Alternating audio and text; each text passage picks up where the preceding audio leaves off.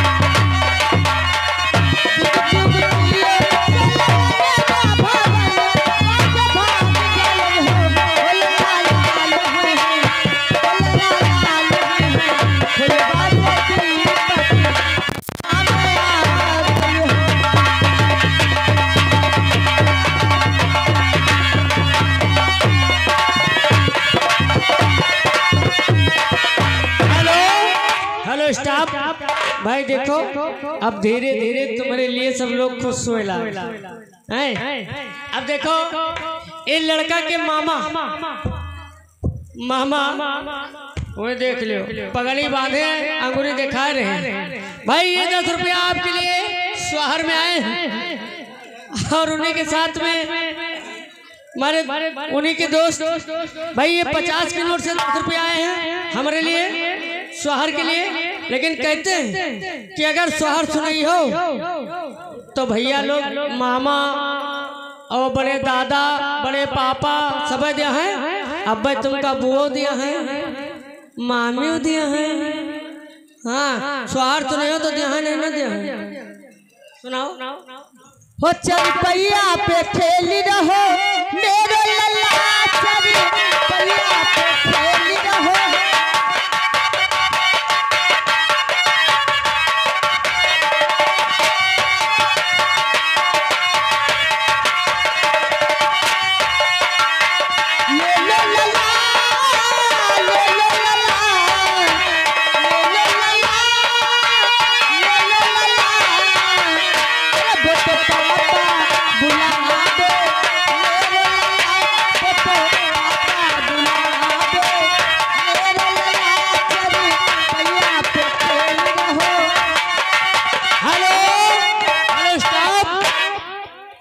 आगे हमारे बड़े भैया बंसराज आप बरौली की तरफ से ये भाई 50 रुपये घर वाले के व्यवहार आए हैं। लेकिन ये कहते भाई व्यवहार दे रहे न्यौछावरो देवे लेकिन गाने ना गावे, जैसे गाना गावत है वैसे बाजा बाजा तो वही तरह नचबो करें है ना।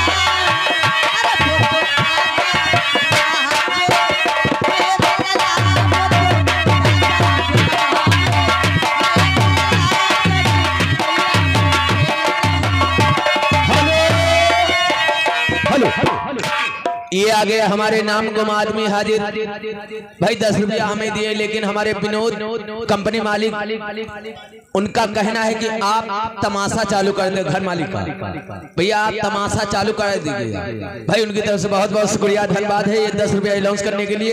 धन्यवाद, शुक्रिया।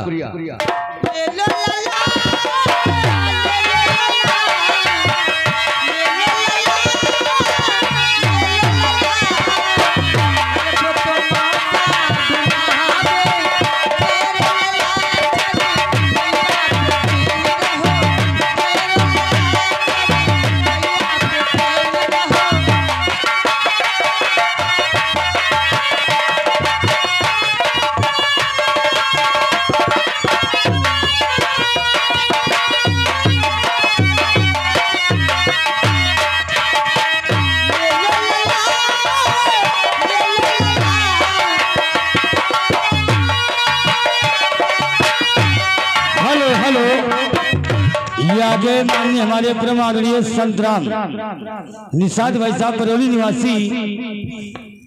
निवासी इन्होंने 50 रुपए का व्यवहार दिया है। पार्टी की तरफ से लाख लाख धन्यवाद। और वंशराज भाई बरौली निवासी निषाद जी इन्होंने 50 रुपए का व्यवहार दिया है। पार्टी की तरफ से लाख लाख धन्यवाद है। ये आगे हमारे माननीय श्री बड़े भैया दादाजी राम कुमार जायसवाल आप पान भंडार सामने जो दुकान लगी है इन्हीं की है। जिस भाई को बीड़ी पान मसाला सिगरेट तंबाकू खाना है सामने चले जाना। ये भाई 50 रुपया घर मालिक को व्यवहार आए हैं। पार्टी की तरफ से धन्यवाद। और एक पान हमारे लिए फ्री है, लेकिन ये भाभी बहुत पुरानी है, इनका थोड़ा और ये आगे हमारे दिले राज भाई